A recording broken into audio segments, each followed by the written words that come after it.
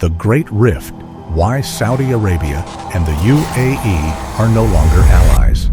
The secret rivalry between UAE and Saudi Arabia for the soul of the Middle East. For decades, the world saw them as an inseparable duo, two oil-rich monarchies side by side on the Arabian Peninsula, sharing a language, a religion, and a common enemy in Iran. When Saudi Arabia moved, the United Arab Emirates was right behind them. But if you look at the map of the Middle East in 2026, that brotherhood has vanished. In its place is a cold, calculated, and increasingly public rivalry. It is a battle for billions of dollars, for the title of the region's supreme superpower, and ultimately for the very soul of the Middle East. One side is leaning into a new Islamic bloc with Turkey and Pakistan. The other is cementing a high-tech alliance with Israel and India.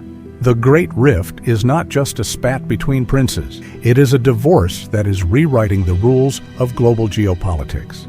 To understand how we got here, you have to look back at the relationship between the two architects of the modern Gulf: Saudi Crown, Prince Mohammed bin Salman, MBS, and UAE, President Sheikh Mohammed bin Zayed, MBZ. A few years ago, MBZ was seen as the mentor. He helped introduce MBS to the West and coached him on how to modernize a conservative kingdom. They were the power couple of the Arab world. They went to war in Yemen together. They boycotted Qatar together. But mentors eventually lose their influence, and students eventually want to lead. The first cracks appeared in the economy. For years, Dubai was the only game in town, the undisputed hub for business, tourism, and logistics. But Saudi Arabia grew tired of being the big brother with the big oil, while the UAE took all the cool headquarters and tech jobs.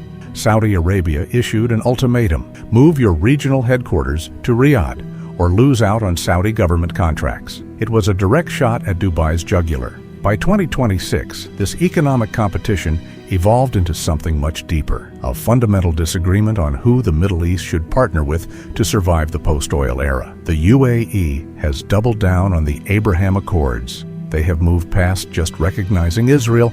They have integrated their economies. In the UAE's eyes, the future is the I2U2, a partnership between India, Israel, the US, and the UAE. They see a world where Israeli tech and Indian labor create a new Silicon Valley in the desert. This is a secular, trade-first vision that prioritizes stability above all else. But Saudi Arabia is playing a different game. In 2026, we have seen Riyadh lean into what experts call the Northern Tier. By aligning closer with Turkey's military-industrial complex and Pakistan's nuclear and demographic weight, MBS is positioning Saudi Arabia as the leader of a formidable Islamic powerhouse. While the UAE looks toward the Mediterranean and the West, Saudi Arabia is looking toward the heart of Eurasia. This rift is not staying within their borders.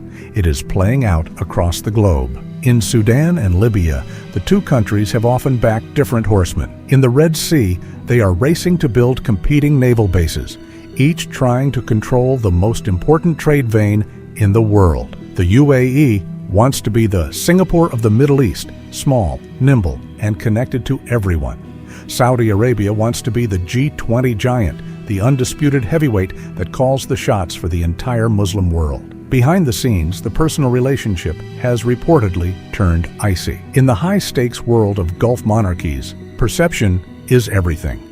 For MBS, the UAE is a tiny neighbor that got too big for its boots. For MBZ, Saudi Arabia is a volatile giant that is moving too fast and risking regional stability. The world used to worry about the Sunni-Shia divide.